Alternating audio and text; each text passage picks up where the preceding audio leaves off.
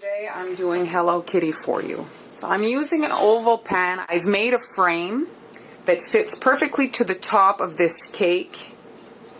When cutting shapes with a template on fondant, I suggest that you not use an X-Acto knife. What happens with an X-Acto knife, fondant and gum paste is sticky, it has elasticity, so when you pull your knife through there, it'll tend to drag and pull and not make a really nice cut. This here is a very good tool. It's like a little tiny, this smaller than the other end, pizza cutter. And so what this does actually rolls over the fondant or the gum paste and cuts through it without that stretching that warps your finished product. And it gives you a nice kind of like flattened edge, sort of like if you were using a cutter. So this is a handy tool if you're working in cakes. Here I've got a combination gum paste fondant. I would say a quarter of it is gum paste. Now I'm going to roll this out, not too thin. So we're going to cut this out now. I've got on the cookie sheet so that it doesn't get warped. So we're going to start with the outside perimeter. So try with your hand to hold it. I suggest you make this frame at least 2 weeks in advance so that it's very dry so that you can easily pick it up and it won't crack when you place it on top of the cake.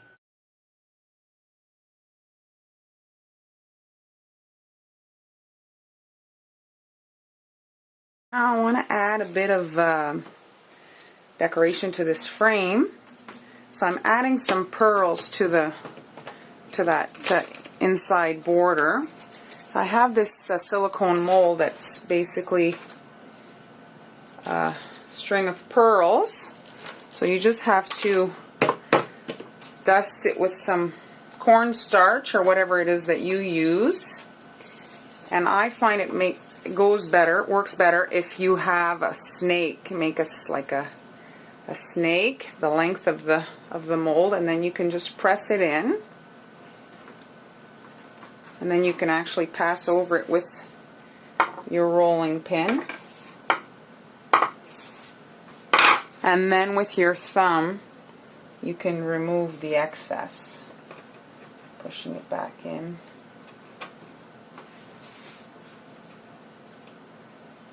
There's perhaps an easier way, but I find if I roll my string, my spaghetti, or whatever, my snake in the beginning too small, then they're not filled. The cavities aren't filled. There we go.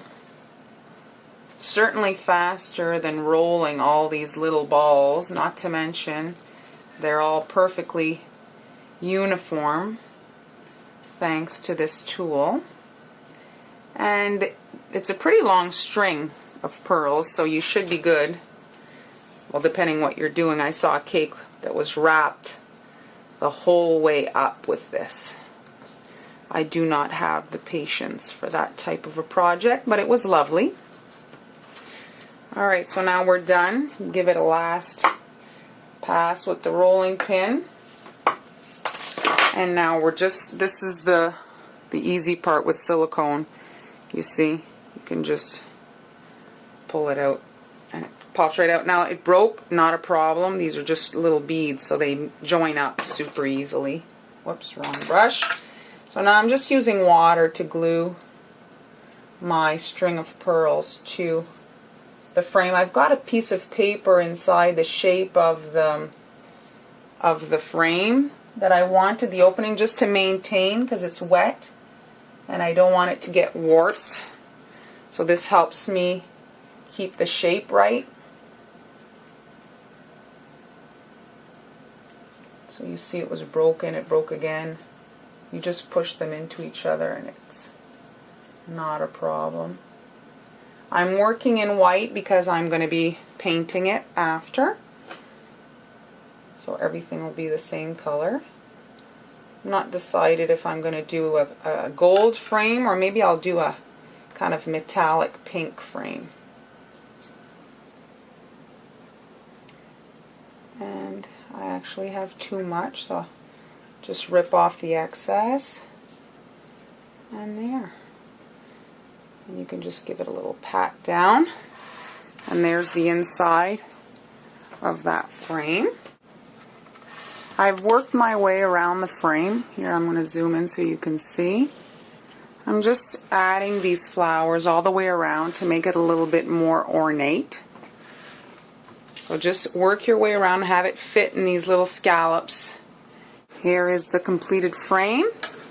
We can see it's got flowers all the way around, and it's just now going to have to dry, and then it'll be ready to put on the cake. I decided to color my frame pink, so I'm spraying that, and it's the same pink as my cupcake toppers. And once I've got a pretty even coverage, I'm going to come back and spray it pearl. I want it to be shiny. Here's one of the cupcake toppers with my cake frame, and I want to tie the two together. I think I'm going to flood this area here in black, just to get some black on my frame. Just coax it into the crevices and it'll heal. Now I'm just quickly filling these areas out. This royal icing actually softened my gum paste, and if I was to do this project again, I would start the frame a few weeks earlier to give everything really ample time to dry.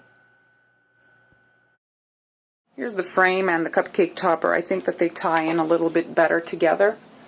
Let's bring in a cookie. Here's the complete set, so everything kind of goes together. Going to painting this cake, I'm going to mask the top. I don't want to have any airbrush on there. So I'm putting an oval, I've measured it. I'm going to center this on my cake. So this will protect it from getting airbrush on it. And now I want stripes on it. So I'm going to mask again using tape. Oh, that one's not straight.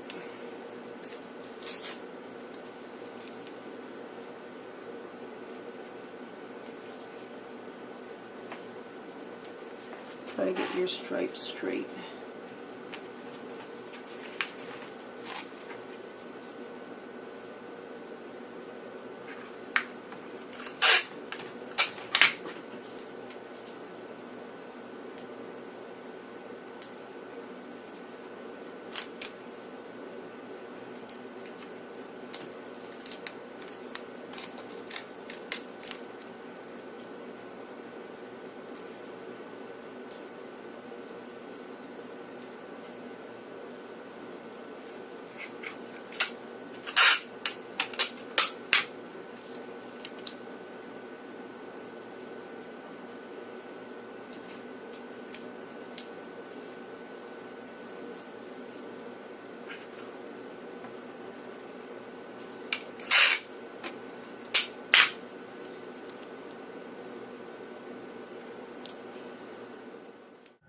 I've got my cake all masked, and now I'm giving it a spray with gold color, going all the way around the cake, and then on top of that I'm going to spray it with metallic gold to get the shine. Once I've got even coverage everywhere, I'm going to be able to remove the tape to reveal my stripes. Be careful not to touch the cake. So to figure out where to put Hello Kitty, I'm just going to put back my little oval here. And I'll take the sticky off of her so I can glue her on. She needs to protect the white on the cake.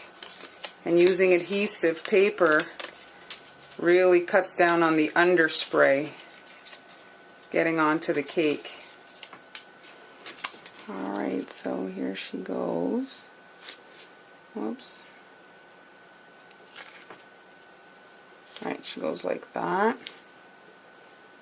You can take this off. Now you can rub her down so that she's nice and stuck on. And there we go.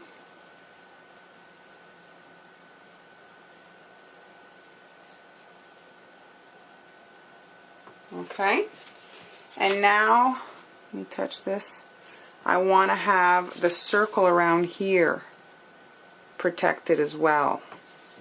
Got the cake masked here, the oval to protect the gold. Got my Hello Kitty stuck on to protect the white behind her. And now I'm going to paint my scene.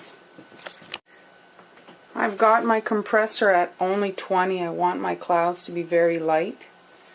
Just make sure your sticker is on well. I've got that template to make my clouds. And just follow the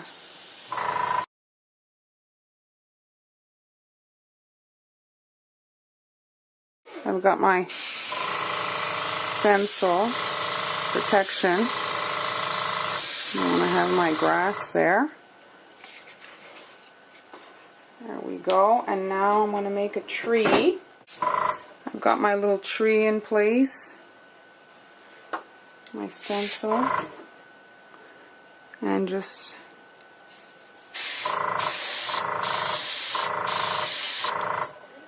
there we go.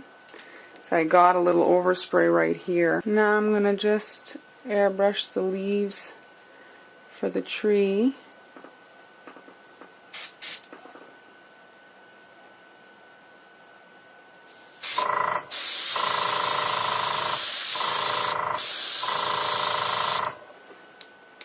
There we go.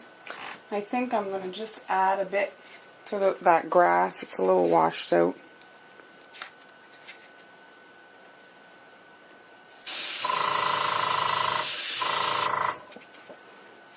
Now let's do another row. There we go. So let's see how she looks. So that's the cake there, exposed. So now we just have to do her shirt. Now I've cut out Hello Kitty's clothes. And I've put her back to protect the cake.